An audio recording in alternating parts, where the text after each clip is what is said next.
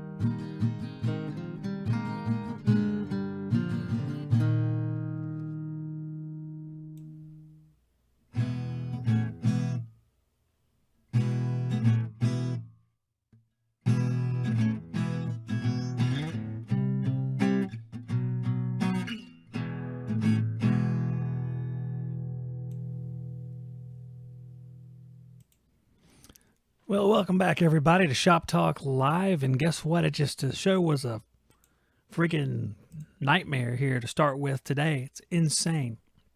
I have all this computer technology, and it just crapped the bed. So I hope you guys can hear me good. It appears like you can based on the little sound meter. Everything looks like it's happening now, but I had to open up an entire different method of streaming because it just wouldn't recognize my camera or my microphone. All of a sudden, the program's like, I don't know what's happening. I don't know what to do anymore. And it's really upsetting to me because I like to be on time sometimes. Not a whole lot, but every now and then. I was going to be on time this time. This time I was going to do it. But, whatever. It's fine. It's all good. I don't care anymore. I can see the chat. I'm good there. I'm going to get rid of myself on the other screen over there. So goodbye to me. Oh, my gosh. So we have Dylan Goodwin in the chat. We have Steve from Residential Basics. We have me. We have my phone going off. I guess my son is home. I turned the Bluetooth off on my phone so he wouldn't interfere with it. Although we don't have anybody on the phone, so it doesn't matter. Like I said, Eddie, we have Trade Masters online. I think that's Carl. Is that right? Carl? I think it's Carl, isn't it? And we have, let's see, Susie Dunn. What's up, Susie? There goes my son right there. We have an app that tracks him. My buddy Justin Beaver turned me onto that. It's called Life 360, and it lets you know where all your children are all the time. Like I'm staring at one right now. Let's see if he looks at me. Looking through the window. He's looking at his phone, of course. Hopefully he wasn't looking at his phone the whole time while he was driving. Let's see. I'm so ticked off because I had all these great pictures to show you guys, and I was going to load them up on the other screen, but no. That's not going to work now because the whole program's all shot to heck and gone to heck in a handbasket. Brandon, Bruni, it's good to see you too, man. Hope the cheese curd factory is going well. For those of you who are like, what are you talking about? Brandon's doing a job at a cheese curd factory. That's a real place, okay? Cheese curd factory is a normal thing people do in Wisconsin, okay? It just started hailing there too. Oh, look, and I have another notification from LinkedIn. LinkedIn sends me many, many useless notifications. They're almost, I would say that in the era of social media, we have Facebook, we have the YouTube, we have the Twitter, we have, what else we have? Of course, everybody's on Periscope. Got the Snapchat. I don't even know what Snapchat is. I still have never used it. I'm not even sure what it is. I don't even care. Just to be honest with you, I don't even care. I'm only on social media because it helps the podcast. And, I do like hooking up with you guys and talking to you, but there's a lot of crap there that's useless. And the notifications they send me are like useless notifications. It's like there's someone just put a item in the buy-seller trade group, and I think you might like it. It's like, yeah, I'm looking for an old Afghan that someone's grandmother made. Yeah, I love it. I need more and more of those. Weaver Maintenance says, I did some work at a cheese factory. The smell stayed with you for hours after you leave. I don't know if that's like a good thing or a bad thing. If it's like cheese curd factory might be an appealing smell, whereas like the oil furnace guys are like, that's not appealing. So I've been with the oil furnaces before, and I know that I hate the smell, and it stays with you pretty much the rest of your life until you burn those clothes and bury them in the ground. You have to bury the ashes of the burned clothes, and they burn pretty good because there's oil all over them. So it actually works out kind of well that way. Never really thought about that. I would love to bring my pictures up, though. Periscope's dead? Oh, no. I didn't realize that. I was on Periscope for about half an hour a few years ago whenever it was like big live streaming time, which I guess now is too. But back then it was like, we got to get on every single possible venue so we can do this massive push to make Shop Talk the greatest thing that's ever been on the internet. And naturally I was like, let's go to Periscope. That's where it's at. I think Twitter owned it, if I remember correctly. Had like 12 followers. Thank you, Clint, by the way. Yeah, I don't know. It was just kind of a crash and burn thing. Brandon says the cheese smell is not as good as you might think it is. Okay. Well, I don't know. I'm going to see if I can bring some of my pictures in here because I was all fired up and stuff, and I don't think I can deal if I can't find my pictures because I worked very hard on this. I was emailing them to myself, most of them probably. I'm see if I can bring them up while we're talking here. Bring up my stuff. Go to the morning show, which hasn't been in the morning for a while. I labeled the show morning show back when I did it at 9:30, and now it seems like every single day it's at 4:40, which is fine because it seems like there's a lot of people available at 4:40 anyway. But I wanted to put some stuff on the screen, and maybe if I can bring it over here on screen number 2, I could show you guys. I got like some awesome comments. I had this whole sales thing worked out. It was going to be awesome. It's like you can see the different types of salespeople, and I was going to go through it with you, not in a negative way. Not a negative thing, a positive thing about sales. I'm just kidding. It's obviously negative because it comes from me, and that's all that I can do. But I think I can bring it up. I think I can do it. And here's how I'm going to do it here because I want you guys to check this out because it's funny. And I know someone's going to call in eventually, so I want to do this before people call in and have my good fun time. And I'm going to capture a screen, but I want to do it in a way where you guys can't see it yet. So I got to be very clandestine. I don't even know which monitor 1 is and monitor 2 is. It's gonna be a bad day today. Let's see. Nope, that's just me right there. See, there's another one of me. Fail, epic fail. Let's try again. I'm gonna do it again. This is what we do. You work out on the air because I mean, this is what you got to do, man. All right, that's gonna be the one. Desktop number 2, but I'm gonna do that in a minute. So I'm gonna get rid of that. Okay, I just want to know that it works. Hope you guys are doing good out there. Clint Glasgow says yes, it's Twitter. Had a whole bunch of YouTube comments, trying to release a whole bunch of new content on YouTube. Basically, when we have a cool story on here, I want to talk about it on YouTube. But then it seems like a lot of conversation gets started because on YouTube, I can section off those points we make on the live shows into small 2 or 3 minute sections. And the guys like to comment on those because it's easier to digest the 2 or 3 minute story than to watch the entire live show sometimes or listen to the podcast. Sometimes guys just want a quick thing to watch while they're eating or something, and it's perfect. Steve says God gives everyone a gift and decided on Gab for you. I'll take it. In fact, it's funny that you mentioned that, Steve, because check this out right here. I'm going to go ahead and bring up that first comment here and in the only way that I can, which is on the photo sharing software. Oh my gosh. So check this out. This is the comment that I got on TikTok.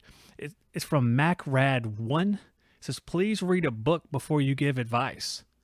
So I took MacRad1. I'm not even sure what the problem was because it wasn't advice. It was like a comedy video that I made about blowing refrigerant out of a machine with pliers. So it was kind of a comedy thing, but MacRad, he took it personal, man. He's like, this is something I got to stand up and tell this guy something. So he says, please read a book before you give advice. So I was like, all right. So I went to the Bible and I read the Bible on MacRad. I appreciate it, man. It was a great read. I read about this guy, Jesus. He saves your soul, gives you salvation. So I got to give it up to MacRad. I mean, he did a great job. He helped me out. And might as well do the other comment here, which I thought was funny, by the way. It's not even that special. I just thought it was funny. And this was also on TikTok. It's Tim Summers. He says, you do know that all the refrigerant made will eventually end up in the atmosphere? And the reply is great because it reminds me of my son. He replies, and it's Andrew, but it reminds me of my son Landon. It says, eventually the sun's going to swallow the earth. And I thought that's a great solution right there. So everybody that's worried about like there being an issue with the atmosphere and stuff, I mean, don't fret because eventually the entire earth's going to be swallowed by the sun anyway. And that's legit, man. Because if you look into astronomy, you have the life cycle of a star. This is HVAC related because there won't be any HVAC on Earth once it's destroyed by the sun. So it's also like a thermal problem, you know, because it's going to be rather hot. Even though the sun burns colder as a red giant than as a middle-aged star, if you will. I sound like an astronomer now. I did study some astronomy, and I'll tell you where sometime. Maybe I'll do it this time. I don't know. But eventually, your sun burns a certain amount of gas. It's hydrogen and helium and stuff, and eventually it burns out of one, and it starts expanding.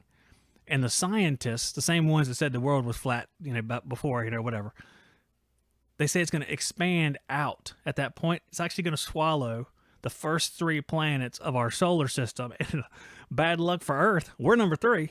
So it's Mercury, Venus, and Earth, and we're going to get swallowed by fire. So, and I read that in the Bible too. There's a lake of fire. I guess that's what it was talking about when the Earth swallows the sun. So all the comets got tied together. I thought it was pretty interesting. And evidently that's really going to happen. But the good news is it's not going to be like in 2027 or something, which is special. 2027 is special for a different reason. I'll tell you that too in a second. It's going to be in like 4.6 billion years. So I don't know how many generations that is, but if you divide that by 20, it's going to be a while. And I'm pretty sure that as humans, we're going to have destroyed the planet long before then. I mean, we all mess around and everything, and they're like, oh, there's global warming, or hey, Russia's going to nuke Ukraine and stuff. But you know that one day there's going to be like a massive oopsie daisy, and there's going to be like a nuclear holocaust, and all that's going to be left are cockroaches. And it'll be like, oh, it doesn't matter about global warming because no one's here to complain about it, except for the cockroaches. And then they're going to form their own worldly tribe and take over the earth. Hey, I like this. Let me go through some comments here because there's a few comments. Dylan Godwin says, what type of paneling did you go with on your wall? I'll tell you what. It's not really paneling. It's the stuff, and I forget who makes it. Hold on. It's SurePly. It's like a Bosch thing or something. I don't know why I think Bosch. That doesn't make any sense.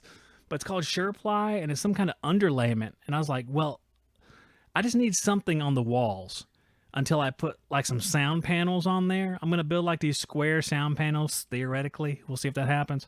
Some square sound panels to put like 2x4, 2 foot by 4 foot, and kind of mount them in wood and put them on the wall. So I just need something thin to put on the walls until I can do that because, who knows when that'll be. And this stuff was the cheapest, which wasn't cheap still. It was like $20-some for this stuff. Plywood was like $30-40. And the paneling was even $20-some. It's nuts. Even that crappy paneling you used to find in like 80s basements and stuff, that's still like expensive now. So I got this stuff. It actually looks halfway decent. So in the meantime, it looks okay. So that's what I'm doing. It's very similar to Luan brand, and that's essentially what it kind of reminds me of. Like the texture of it's a little bit different. So I don't know if it's made differently than Luan, but it's very similar to that. And it's a similar thickness. Let me go through here. Okay, but you will get a lot of no cool calls. That's right. When the sun does absorb the earth, up until that fragile point where we melt, there will be a lot of, hey, my Goodman's broken. You're absolutely right. Steve says, I prefer pastrami. I don't even remember what that was referring to, but hey, pastrami fine with me too. Zaz Air and Electrical says, hey, Eddie. Hey, Zach. Hey, Zaz. Clint says he's going to Mars. So it's just going to be Elon Musk and Clint on Mars at that point. R134A says, finally put in defrost board on pane heat pump. We had referred to this in a previous show, everybody. It seems to have fixed it. Had bypassed fan to contactor for the last 2 weeks until eBay part arrived, $20. Well worth the wait. Hey, that's good. The good thing is on a heat pump, if you don't need the defrost, you can bypass it. You can bypass it in the wintertime too, but it just frees up the coil. It's running an air conditioning for a couple minutes and then start the process over again because essentially that's what's going on in defrost. It shuts the fan down too. And maybe I should explain that for our non-heat pump brothers out there, brothers and sisters. So in defrost on a heat pump, the outdoor coil freezes up because there's moisture in the air and the coil temperature is below freezing. Even when the air is above freezing, you still have that refrigeration effect. The coil gets really cold, so it drops below freezing, starts accumulating frost. So you have to defrost it every now and then. So it'll turn into air conditioning mode, and it'll turn the heat strips on to negate the air conditioning inside the house because obviously you don't want it to be any colder inside than it already is. So the air conditioning runs, that outer coil gets hot, and the outdoor fan motor shuts off because it wants to boost that head pressure even more. Just like you guys know, there's cycling controls or head pressure controls, cycling controls for outdoor fan motors so that the coils will remain at a proper temperature. They won't get too low, because if it gets too low, the air conditioner is not very efficient.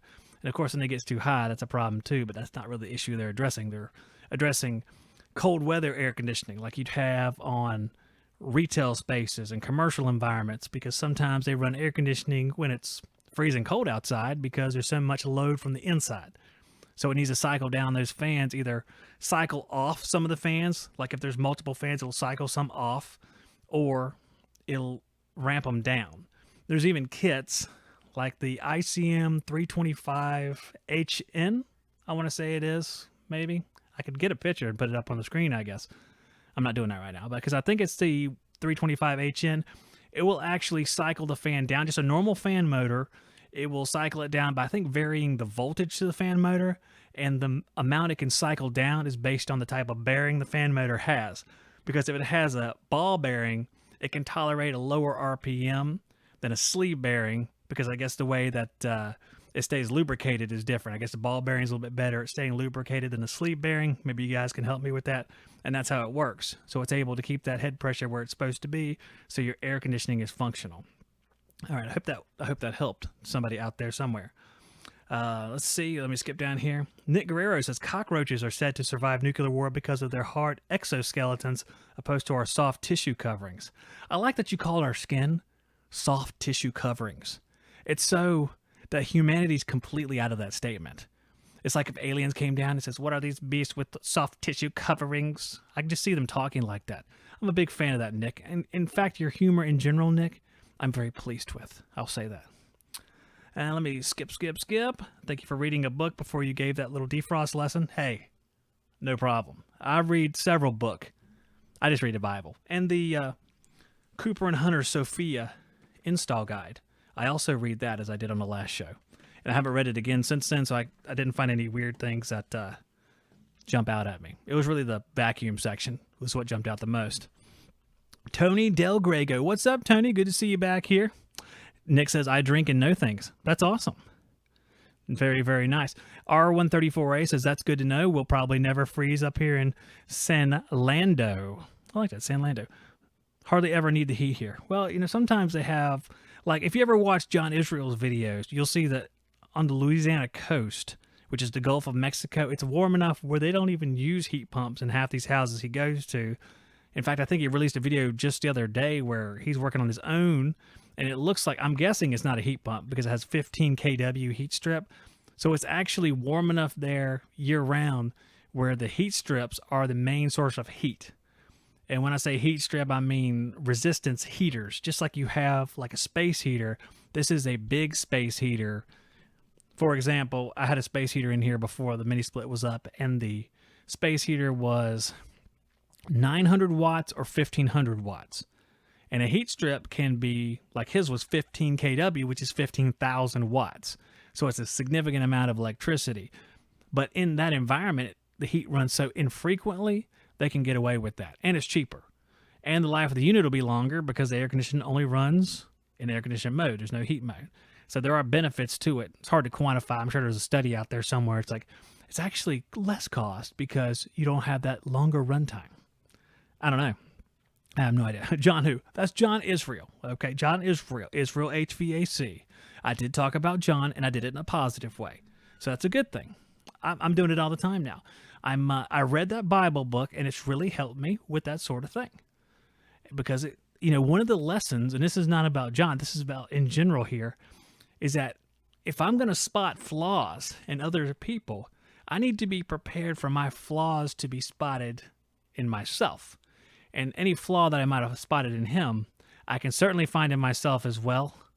And stuff that he has in worse degree, I might be better at, and then reverse for me. So I'm just going to try to use that mentality unless it doesn't work in a particular situation. Like the Bible says, try to live peaceably with all people if it is possible, which I think is a nice qualifier there because it's not always possible, but in this case, it is. Weaver says, hey, Zach, you should read a book just like that Talon 875 guy. He read a book before every video. I don't even think that guy could read, Weaver. That guy could not read, and he definitely didn't read that book he was holding up. And let me tell you something, guys. Just because a guy holds up a book doesn't mean he's read anything. Unless he reads it on the air, it didn't really occur. Like if we watch these YouTube videos where they're pulling vacuums and all of a sudden the vacuum's just over and you never saw the final reading, let me tell you something. That final reading wasn't lower than 500 microns. That's why you didn't see it. People might say, well, I skipped around because there's this and that. They are lying. They skipped around because I know it because I skipped around a couple times, and I'm here for confessional. It happens. People aren't perfect on YouTube and off YouTube, and the same things that we're doing on our job sites off camera are happening on camera, but sometimes those are deleted. They don't make it to air because that is not fashionable to go ahead and broadcast how awful you did a job or the thing you did wrong. But hey, it happens to everybody. Everybody compromises. It ain't a good thing, but I mean, no one's perfect, so it happens. Dylan Godwin says, we had our gutters removed when our roof was replaced. So this winter, the freezing rain and ice melt from the roof running off onto the unit created a thick slab of ice across the top. Dude, Dylan, we have that all the time here. If there is, well, I say all the time, that's probably a little bit of an exaggeration. If we have any sort of winter storm, the heat pumps are screwed with to no end because they will freeze over on the top. The blades will freeze in place. Like in between cycles or during the defrost cycle, they'll freeze in place. And because it's not really when the blade is turning, because when the blade is turning, you know, you hear the tick, tick, tick, tick, it'll break ice off. But with the blade stops and it gets frozen into place, there's not enough starting torque in that motor with that little run capacitor to break it out of that ice. It just can't do it. It's not strong enough to do it, at least not with starting torque. It couldn't do it. If it was spinning, you know, it would be a different story. But it happens all the time here whenever we have the ice storm. The ice storm. Any ice storm. If we have any ice storm at all, it's frantic here. Completely frantic. But it's a common problem. We get a lot of bent blades, a lot of ice falling on stuff. Back in the day, my dad would say, if we're setting a unit, let's keep it out of the drip line. And sometimes that would take us like 18, 24 inches off of the house. People are like, you're setting that too far from the house. The reason why that is you can get out of the drip line and you can avoid issues like that. Yes, Brandon, my son told me that Gilbert Gottfried just died, and he was like, who is that? And I was like, he's the guy who talks like this. Comedian. Kind of a funny guy. Kind of annoying, but funny. And I guess that was his shtick, that he was annoying and funny at the same time. No, not Gilbert. Yep, Gilbert. Gilbert died. Now Gilbert's dead, and I told my son, this is Gilbert's dead. Don Rickles is dead. He was one of my favorites. And probably one of my favorites, if not my favorite, Norm Macdonald died in the last year or two. And I just love Norm for the type of humor because he kind of plays upon the fact that we all have these emotions and emotional ties we put on stuff. And just his deadpan delivery is just funny. Like his Professor of Logic joke. You guys check that out. It's funny. Nick says, if you ever read an invoice of mine that doesn't have a specific micron reading listed, then I didn't pull that. I didn't pull it down to 500. That's funny. Oh my gosh. Oh my gosh. Okay, well, what I'm going to do is I'm going to put the number on the screen, guys. If one of you guys wants to call in and chit chat, there's plenty of you out there, so you can call in to the number on the screen. It looks like I wrote it correctly. Hopefully the phone works. It should. That part is not part of the system failure. And then if no one calls in a couple minutes, I'll do, well, hold on. I should do sponsor stuff first, but it's not on here. That's the problem. I don't have those slides on here, so I just have to tell you this time. The show is brought to you by NAVAC, navacglobal.com, the battery vacuum pump. I was going to make a slide of that. 2CFM and 4CFM. I really love those pumps for the part of the trade that they're dedicated to, which are small systems, residential systems. They really shine. Get yourself 2 batteries. Make sure you got the 2 batteries. And you're going to go a long way and have a lot of convenience with those pumps. Yellow Jacket, I was thinking about some Y-Jack probes. I actually made like a short video for YouTube earlier with just the different kinds of Y-Jack probes, and I realized how many there really are. There's several different probes in this set, and it's going to grow even larger with a new dual-port manometer probe in May. So look out for that from yellowjacket.com. You can buy those at the supply house. I'm sure they'll have those. A lot of places have Yellow Jacket. EWC controls. I can memorize a lot of stuff now. The BM Plus 3000. Great zone panel. Quality products for forced air zoning. Check them out, ewccontrols.com, or find them at your supply house. We also have TrueTechTools.com. Hey, you guys, make sure you're using TrueTechTools.com with the Shop Talk discount code. Even if you like another show better, try to fight that part of you away from you and just put my code, and just imagine all my children crying at Christmas and going, "Where's my presents, Dad?" But they wouldn't use the Shop Talk code, son, and I'll strike them with the back of my hand. All because of you not using it. So you just use the Shop Talk discount code when you go to TrueTechTools.com and save a child's life. I'm staring at the camera for the podcast. I'm staring at the camera. All right. Who else is there? CompanyCam.com. We got the Company Cam covering your butt since 2000 and whenever they started. A good way to consolidate photos. This is a business app right here. If you have a business of multiple people, you want to keep track of job photos and media and stuff like that, go to CompanyCam.com and learn about their service. Really beneficial for your business and help you get organized and help lessen the liability of business. CompanyCam.com. Company Cam. Oh, yeah. And I see you down there. EWC has great customer support. They sure do, because I've used them bad boys before, and they were right on the ball. I'm going to tell you something else about EWC. The customer support is in our country. I have a hard time understanding foreign accents, and there's no knock on them. It's just I have a hard time at the Japanese restaurant, which I love. Sometimes I'm like, I don't know what you're asking for. I want a Pepsi. I want hibachi chicken. I don't know what to say. But it was New Jersey, I think. When I called EWC, the guy answered the phone. It wasn't a whole bunch of crap either. Like push 7, push 4, push 3. He picked up the phone. I told him what happened. He told me what was wrong. They sent me the thing, and it worked. And that is great, because just as important as a product's reliability, it's the support you get afterwards, because no support means bad product. Bad. All right, back to the sponsorships. RefrigeTech.com. Get all the coil cleaners you need from Refrigeration Technologies. You can get them from TrueTechTools.com. Shop Talk discount code. Use it. Live it. Love it. All right. Let's see what we got down there in the chat. You can call in now. Anybody wants to call in, they can. You should play your guitar. Hey, man, I got to get strings for my guitar. I need to write some new stuff for the show because I write a lot of the music that goes on the end and the beginning, but I've had the same strings on it for a while. And to be honest, as I get older, my fingers get a little bit more stiff whenever, especially when it's cold outside. So it's hard to play, which is kind of heartbreaking, but it is what it is. And there goes my daughter out of the car. She's been in the car that whole time, looking at her TikToks and her Snapchats. That's right. All right, EWC has great customer support. Yep. EWC has some of the best manuals. Yeah, they got good stuff. It's all online at their website, too. EWCcontrols.com. I think you can find all the information there. So it's pretty easy. Tony says, I see there's a couple questions. Let's get these. Dylan says, do you prefer condensers to be on a raised deck or platform rather or on a concrete slab? You know what? I don't mind them on a slab. I like to put them on... I like the risers, like the 3-inch heat pump risers or 6-inch heat pump risers. I think 3 is probably fine for a climate like mine.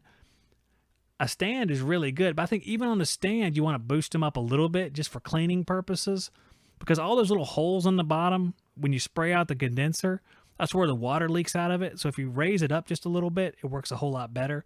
Even putting rubber pads underneath it is pretty good improvement over just sitting it right on the slab. I mean, I don't have any problem with the slab. I like to boost them up a little bit just because it gets them out of the crap, but that's about it. So I think either one's fine. I would just do an additional boost for cleaning purposes. Let's see here. Zach, what's up on 410A? Is it going to up in price, and are they phasing it out? Yeah, I mean, the plan is to phase 410A out. Carrier's supposed to start with there, and I don't even want to guess the name. I think it's 454B, which Carrier's starting in 2023, so you're going to see that. All these mildly flammable refrigerants are bursting forth. You know that companies like Daikin have used R32 already overseas.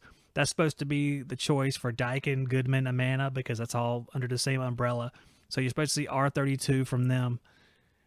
There's another one, I think is a Honeywell. There's one from Chemours and one from Honeywell. I was just talking about this the other day, and I can't remember. It's like N41 or something like that.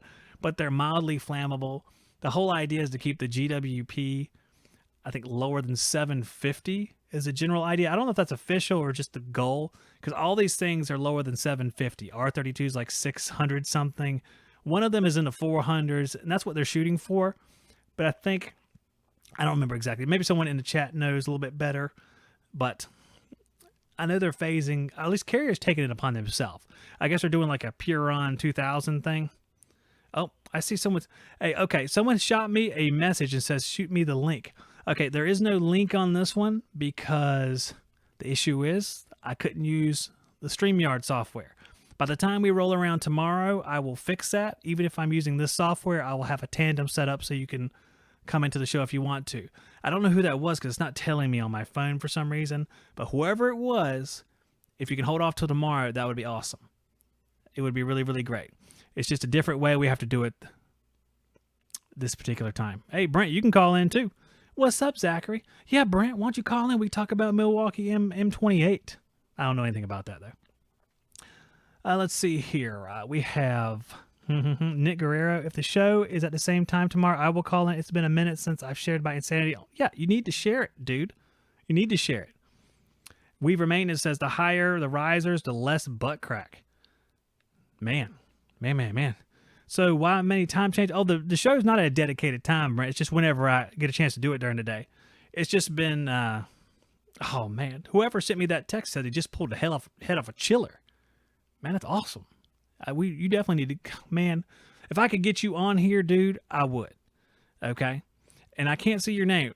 Show your name on the text so I can see what I can do during the rest of the show. I don't think I'll be able to do it, but we can give it a shot. Okay. So the shows are at whatever time. It just happened to be at 4:40 last several days. But it's just during the day at some point. All right, we do have a caller. All right, let's see. Let's take a caller here. Come on, what's up, Mike Bemko? He's out there in the chat too. Hello, you're on the air potentially if I did this right. Hey, Zach, I can hear you. Hey, that's great. Hey, you sound great. Fantastic.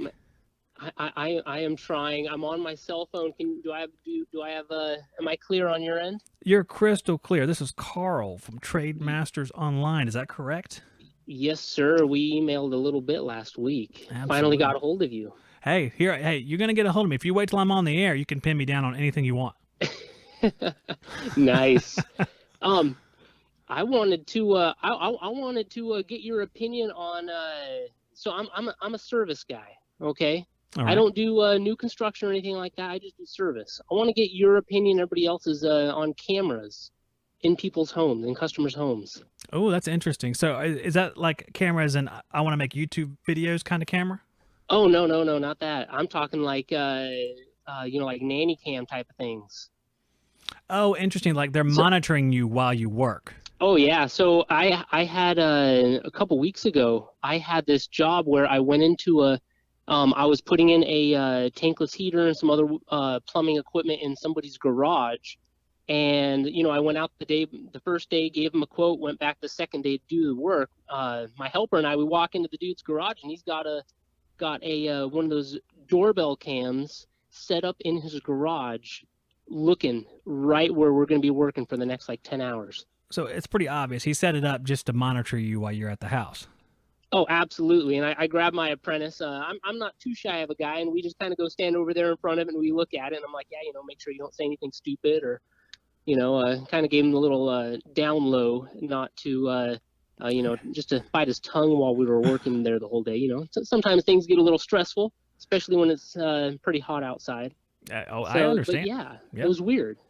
Well, I don't know how I feel about that. I mean, I think that you shouldn't have to work in front of a camera personally, because I just think it's an unnecessary level of paranoia. I understand why people do it. I would prefer if they didn't do it, because that's someone hovering behind you. It just, I don't know, it shows a distrust. I know they don't know you from Adam, but still, I would not like that. I would, I'd do the job anyway, but I wouldn't like it.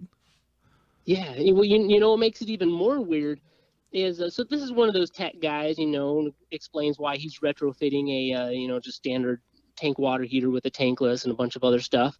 So he's kind of a techie guy. And about 3 days later, he texts me and my boss, and he goes, "Hey, Carl, I thought you would think this is cool." And he sends me the, I don't know what you call it, but the fast forward view of my entire day with the apprentice working in his garage. And it was really creepy.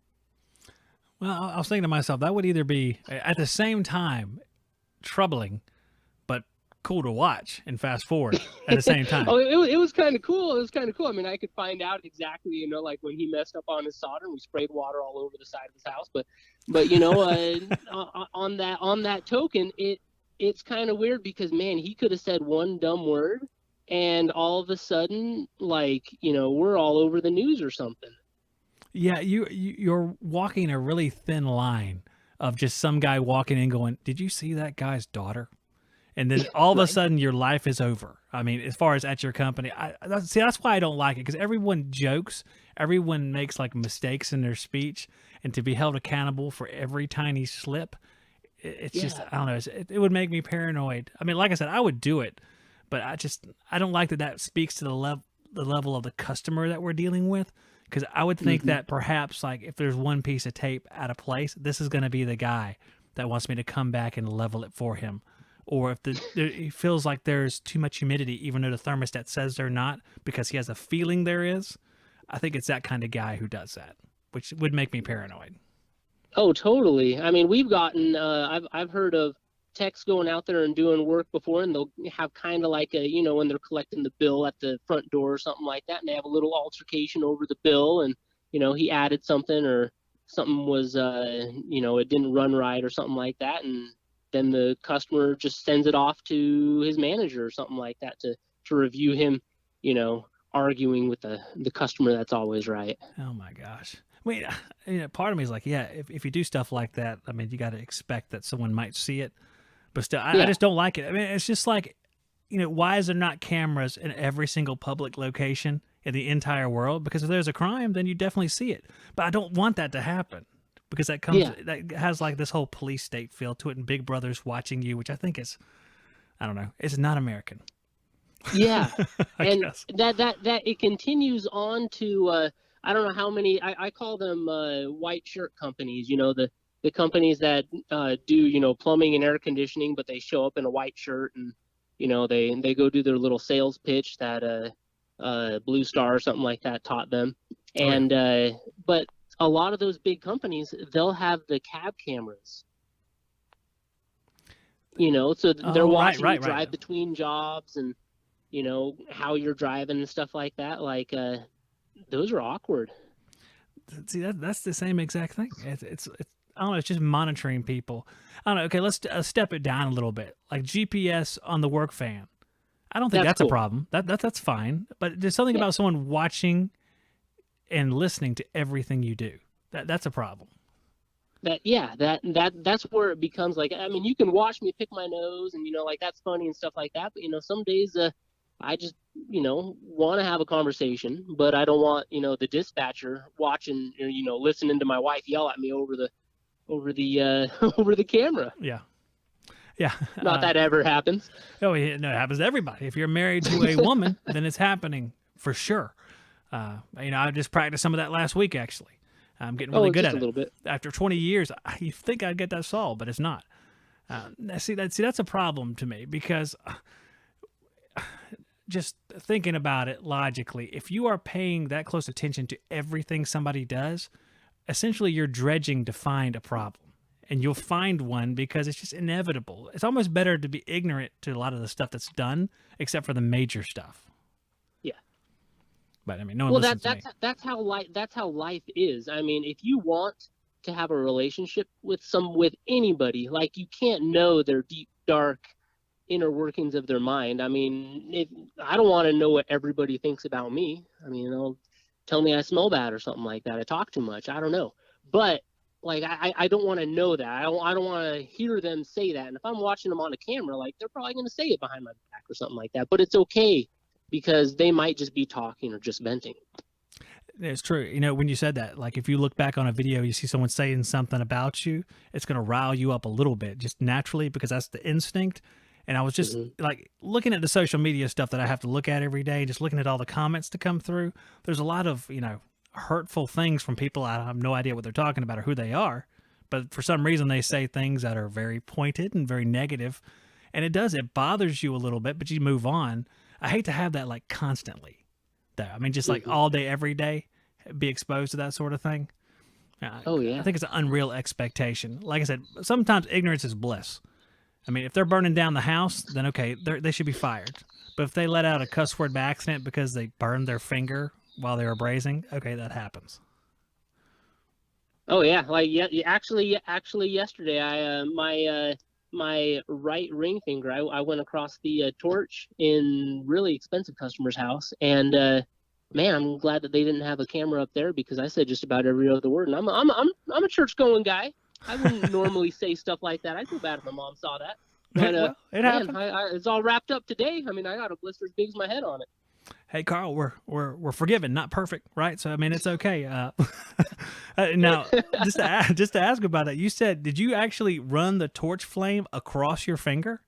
Yeah, it was pretty far away, but yeah, I just had the stick, and I just wanted to double check. You know how you kind of just go back over the joint just because you don't want to have to do it all over again. Mm-hmm. I was just going over it with too short of a stick, and my finger just got right in front of it, and blam, about half of a second. Mm. And I was probably 6 inches off of it. I mean, I was pretty far away from it, but it's still enough to burn me. Oh my gosh, yeah. There's been no pain that I recall quite well. You know, it's a tight race, but no pain quite as bad as grabbing the copper line that was just brazed by accident.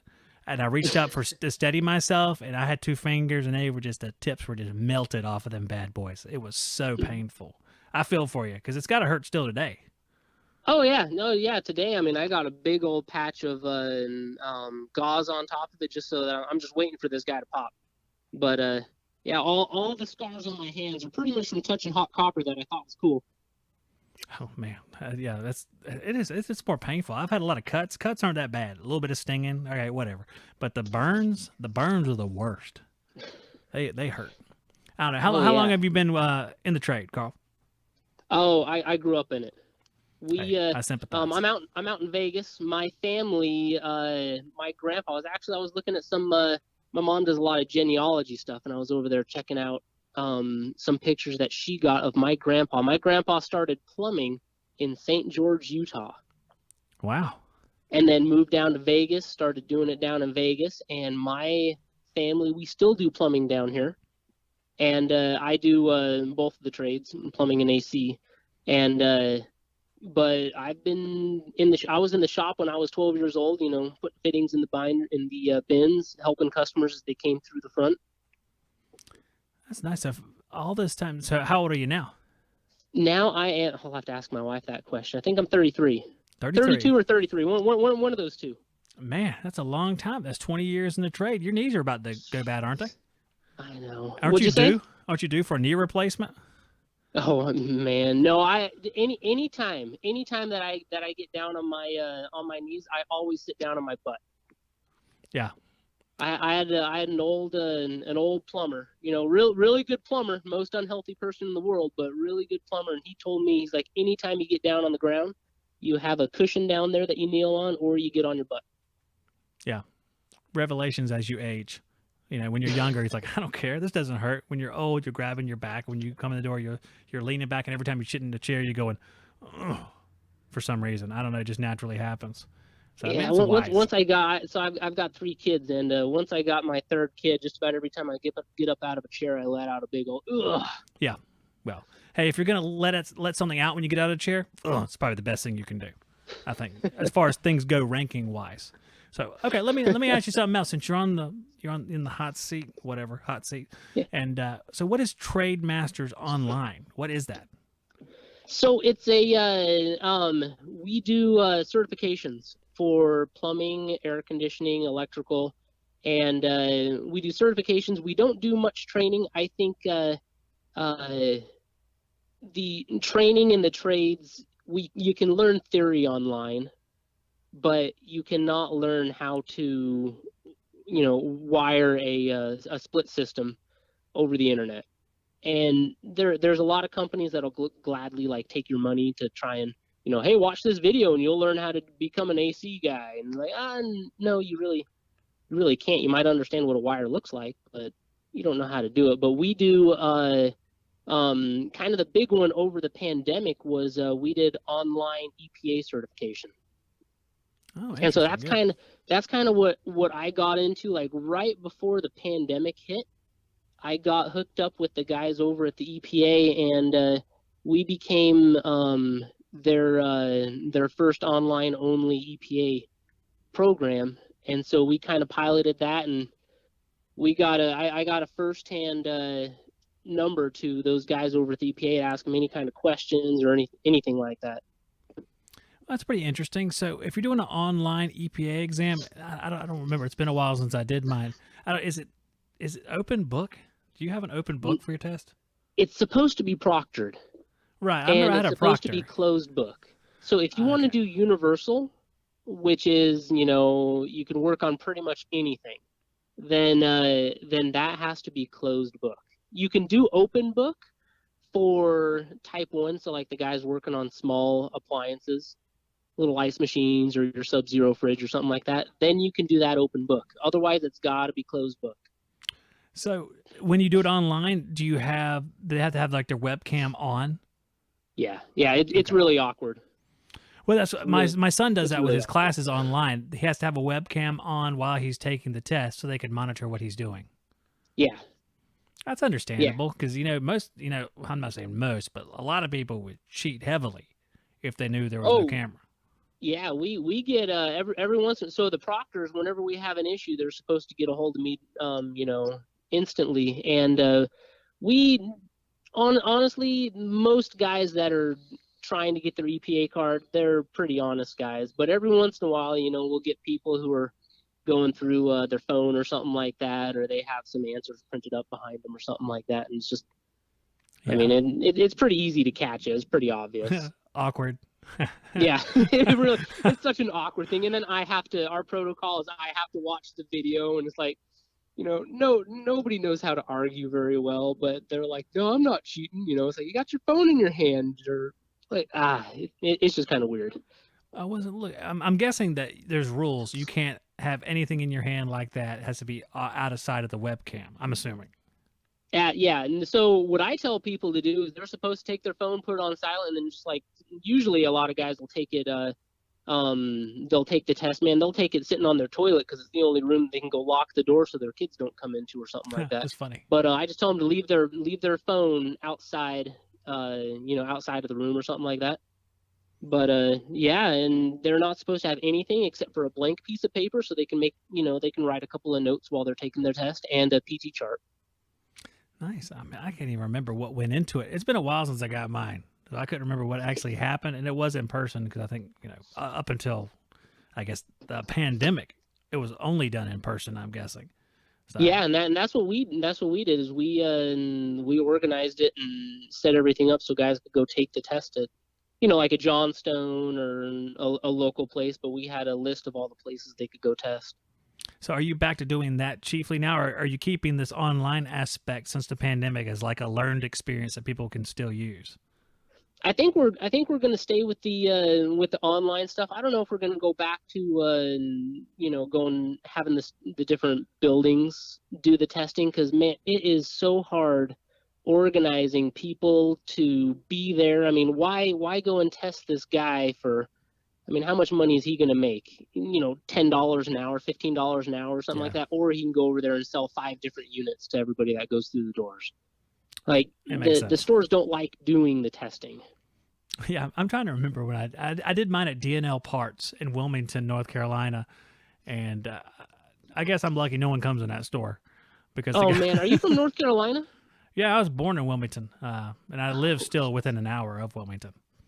Oh yeah, one of my best friends. He was from Gastonia. Yeah, over near. In fact, we have a person in the chat, Nick, who lives in Monroe, which is the other side of Charlotte from Gastonia. Oh really? Yeah, man. He was one of my best buddies, and I got his accent so hard for some reason. I just like absorbed that North Carolina accent. So where you're from? Are you originally from Utah? You said.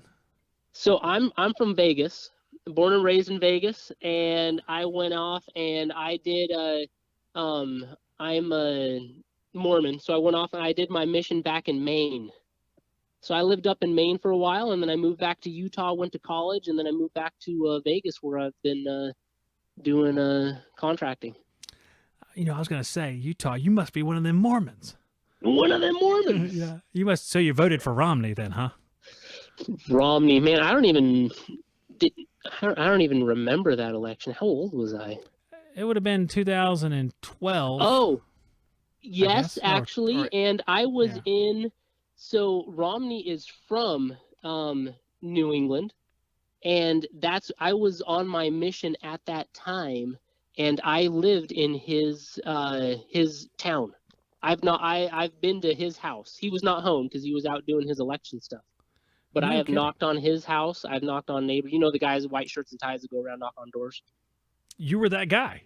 I was that guy. If they lived in Wolfboro, New Hampshire, I have knocked on your door at least 5 times. Huh, that's funny. Yeah, because he was the Massachusetts governor, and then he Mm-hmm. made it to Utah. I don't know how these people travel. I don't know how they are associated with so many different jurisdictions. But Romney's like that. Clintons were like that. It's like they're from New York. I thought they were from Arkansas, and it's really confusing. It's so I think funny. they try to be from everywhere, so that way everybody's like, "Oh, he's a native, New Hampshire." Joe Everyman. What state are you from? I'm from all of them, brother. Yeah. All of them, How can that be possible? Yeah. right? Oh, that's funny. So you knocked on Romney's door back in the day.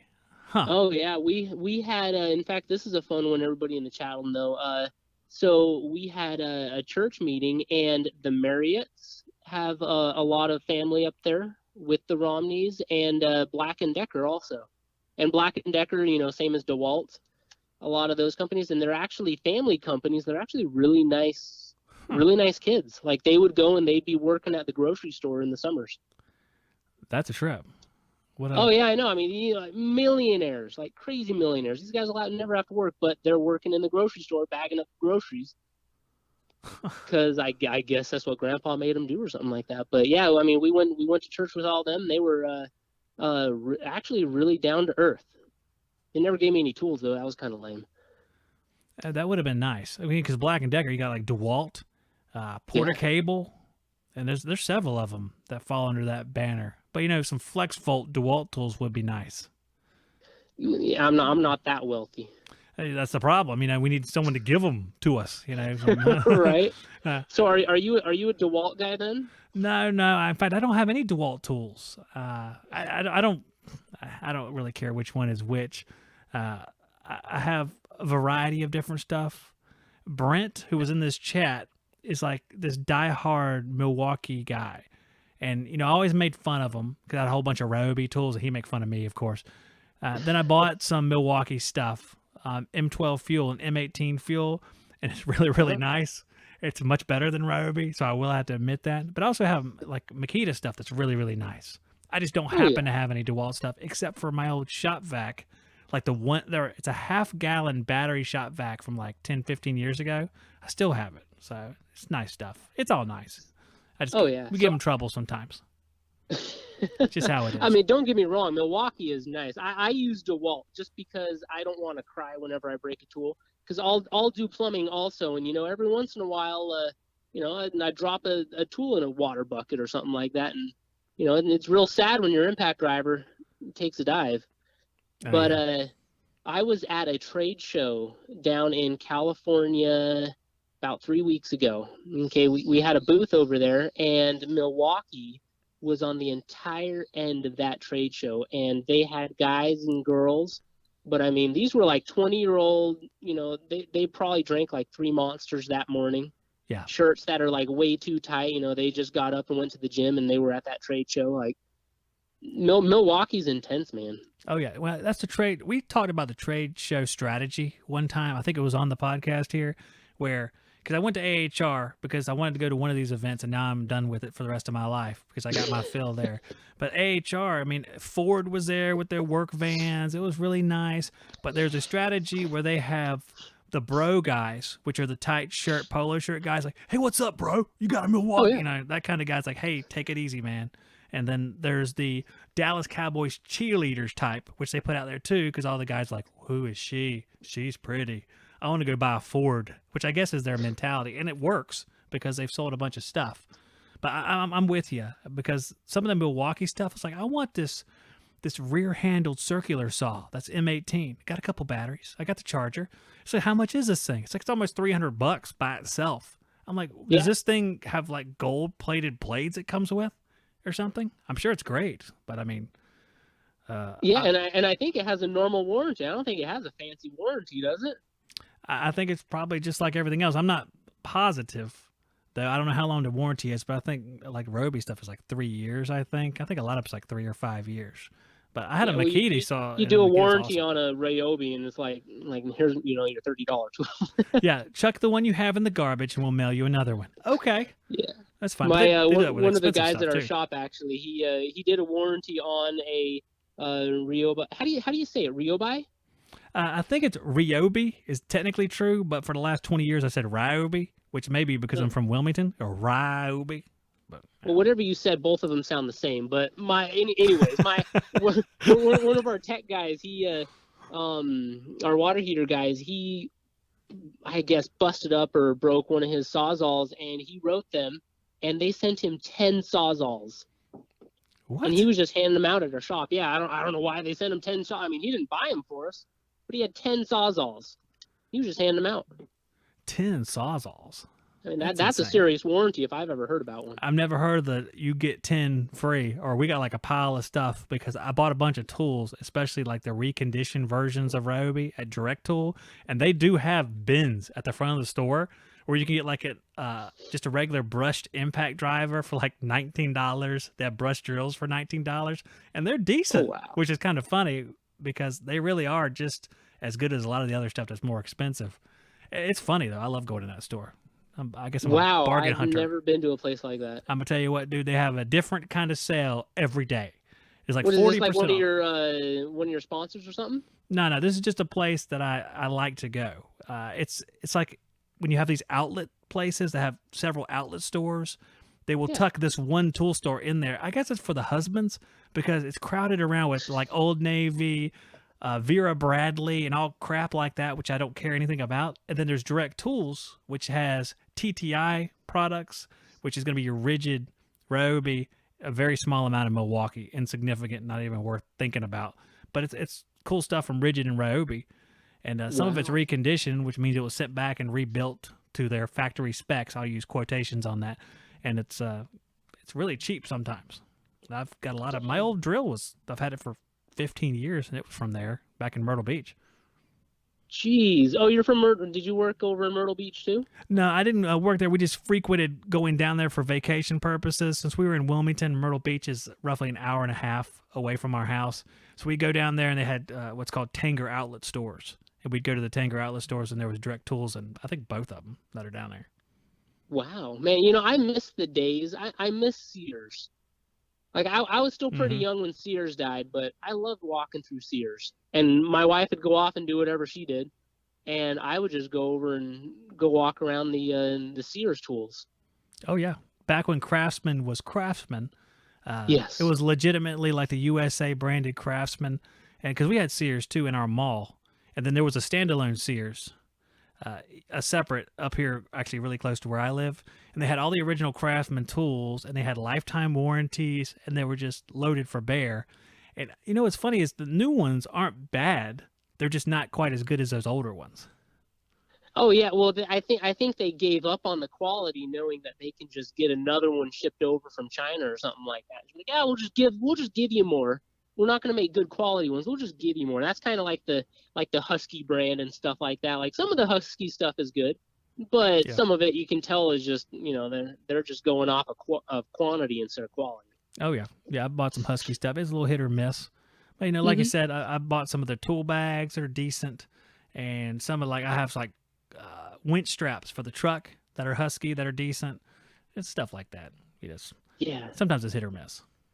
Yeah, I like the Husky brand, but if I have to, I was always a Craftsman guy. Those were all my hand tools, but I always leave tools in people's attics, so I kind of steered away from getting the expensive tools. Now I kind of give me a Pittsburgh screwdriver. I'll take a Pittsburgh screwdriver because I'm gonna lose it. Yeah, that's my hitting screwdriver. The big Pittsburgh. I have two of them that I used to hit chisel stuff. Yeah, absolutely. When I can't find the actual cold chisel, I said, go get that big flathead that's orange that I bought for $1 like 5 years ago, and we'll use that. And it it's probably better than that cold chisel. Well, it survived, and I've definitely hit it a whole bunch of times in a way that you're not supposed to hit it. Right. Absolutely. Good old Harbor Freight. Man, hey, Carl, this was fun, man. I know I got to wrap up the show with stuff, but I'm glad you called. And yeah, man, I'll talk to you later another time. It was yeah, good talking with you. You're a fun guy. anytime, Carl. We had a good time. Like you're saying, it was fun. This happens every day. Don't be shy about it. Just go ahead and call up. Have a good time all over again. Right on, brother. All right, man. Take it Hey, easy. see you later.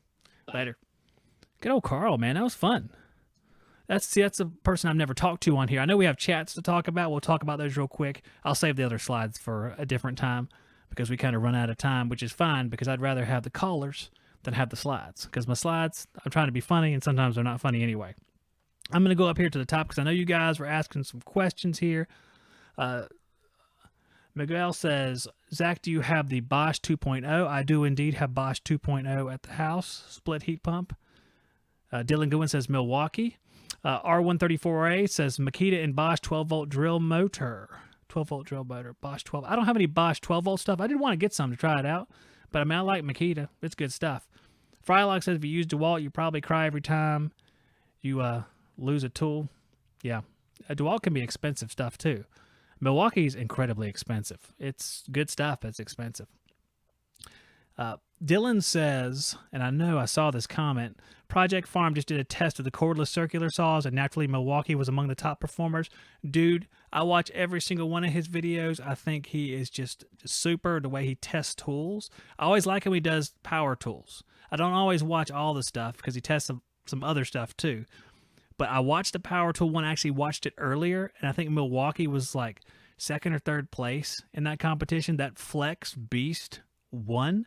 And then the Craftsman one, which I saw you commented on, the $70 one, did pretty well as well.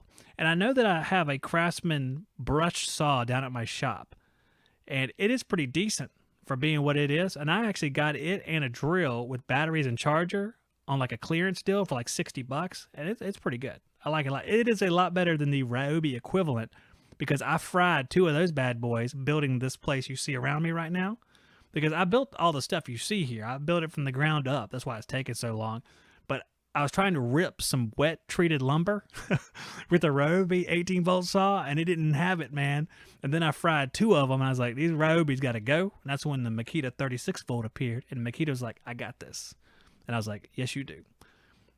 Let's see. I've only had one Milwaukee tool fail, and it was because I used it improperly. And I did that to a DeWalt drill. You do not want to drill through 8x8s and 10x10 pilings with an 1 1/8" auger bit with your old DeWalt NiCad battery and drill. It won't take it, but it did get a couple done before it fried. I was actually pretty impressed. Miguel says, $3 Harbor Freight big red flat screwdriver makes the best crowbar. Yeah, it's awesome. There's the orange one. I don't think it's down here because I was doing some work in here. No, it's not down here. The orange one is awesome. That I have. It's probably the exact same thing you're talking about. It's just your hitting screwdriver, and it works great. Pretty sure Project Farm did a test of the adjustable wrenches, and the old Craftsman USA did very well. Yeah, I think it was like the best. And then the new Craftsman was actually pretty decent as well. And let's see. I think that's R134S is working now on an exploded Goodman squirrel cage. The squirrel definitely escaped. Got a new wheel at Goodman yesterday, only $37. It was in stock. It's pretty good. So that pretty much brings us to the end of the chat, guys. And I think we're going to wrap it up here. Had a good conversation with Carl. Carl, if you're still listening, call back anytime. That was awesome. Very, very cool. Hopefully we get some more callers tomorrow. Like Brent was talking about earlier, don't know exactly what time we're going to go on. It seems to be pretty consistent this week at 4:40 because 4:40 is the time because I go pick up my son at the high school at 3:35. Then I come home and I prepare the last few things for the show here. And I might want to actually push it back to 5 because we did have some technical issues. I had to switch the way I do it. I'll probably continue doing it this way just as a fail-safe because I don't know. But we have to figure out how to get people actually on here physically if they want to appear on the screen, which is going to be the shortcoming of the way I'm doing it today because you can't do that unless you add another component, which I will be happy to do. I do want to invite you guys, if you do want to come on the air with me, like Albert's going to come on the air with me. We're going to talk about his work schedule and business. I would be happy to have you on the air. There's definitely some tips I can give you for sounding and looking better on camera as far as the lighting and stuff. If you are interested, feel free to email me at hvacshoptalk@gmail.com. We'll kind of go over what we're going to talk about. I don't like doing like we're going to mention this, and this. I don't do that sort of thing. I like to just kind of flow. But for the benefit of guests and for the watchers here, we will have a rough idea of our general subject before we get together. But I want you guys to do that. I want you to feel welcome to do that because this show was only here because you guys watch it and you guys interact. And I just like having all the different viewpoints and all the different experiences because I think it helps us all grow and it's entertaining. So let's keep it up, guys. I really appreciate it. I want to say thank you to all these guys. It's just a lot of fun being on here, a lot of fun talking to Carl. So thank you to Carl. If you need to contact me, like I said, HVACShopTalk@gmail.com. And, I'm going to get out of here, guys. It ran long today because of trying to figure out the technical issue. And next Wednesday, you definitely need to start at 420. Am I right? 420. I got you. Wink, wink, R134A. I'm picking up what you're setting down, bro. All right, guys. I'm out of here. I'll see you on the next one. Take care. Please consider supporting me at subscribestar.com/Zach-Ciota. I offer my Subscribestar subscribers bonus content podcast as well as giveaways every single month for gift cards.